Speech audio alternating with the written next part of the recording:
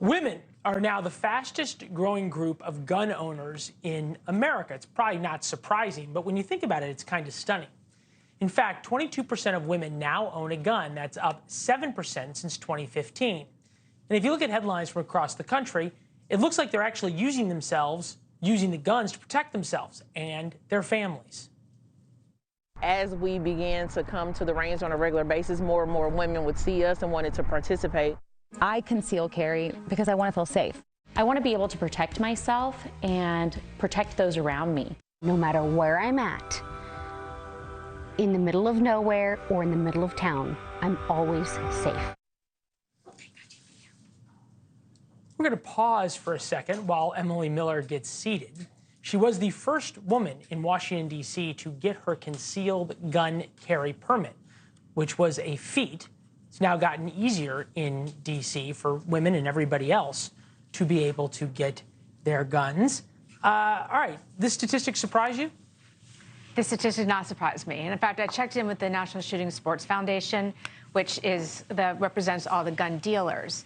And they know exactly who's coming in their stores and who's buying guns. And they said, starting in 2020, during COVID, during the lockdowns, during all the terrible strife in the cities, they started seeing 1 out of 4 people coming in the store were women buying guns. So it does not surprise me. And what happens is women, while all gun ownership has gone up, especially since the rise of 2020 and all the instability and the crime spike, people are buying guns to protect themselves. Women are buying guns to protect themselves. They're not depending on their husbands or boyfriends or to call the police. And we've seen lately people are starting to cover this more often, as opposed to just before. These things were kind of buried. Now we're seeing it's being covered. We're seeing women, whether it's domestic violence, which is very common with women, an ex-husband or ex-boyfriend attacking them. They're protecting themselves. They're protecting their children. And what's telling about all of this is that women are shooting, they are drawing guns, they're shooting, and sometimes unfortunately having to kill someone through all this.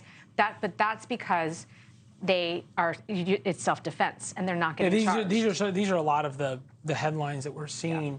Yeah. Gun sale purchases up. U.S. gun sales, 60 million guns purchased 2020 to 2022. 18% of households bought a gun. 7.5 million became new gun owners between 2019 and 2021. 5% bought a gun for the first time during the pandemic. Yearly gun sales twice the level of 15 or 20 years ago. That's from our partners over at The Hill, and we thank them for the data.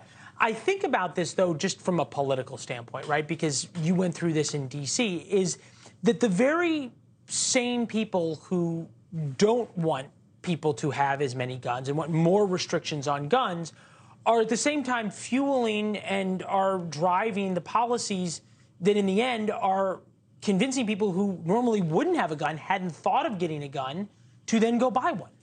That's true. I mean, look, women overwhelmingly support more gun control laws. That's just a fact. And there's a counter to that, is that there's also women who say, instead of having more gun control laws, let me defend myself and my family because I can't call the police. I can't wait for my husband to come home.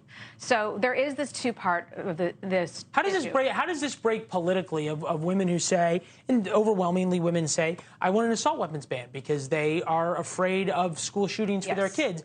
But at the same time, they still oftentimes own or are out buying a firearm themselves. How do we explain that dichotomy? It is a little bit more complicated because women, as you said, support the so-called assault weapon ban. They support more gun control laws, and that's because, understandably, they hear about these school shootings and they think more gun control laws will reduce gun crime. I've been covering this issue for over 10 years. There has never been a gun control law that has reduced gun crime, not one. And we've got thousands of gun control laws on every level, and they don't. So that's an educational level. But what we've seen now is now that 1/4 of all gun owners are women, we're seeing that they are using their guns and they're saving their own lives, and that's a good story. All right. It's great to see you. Thank you very much. We appreciate it.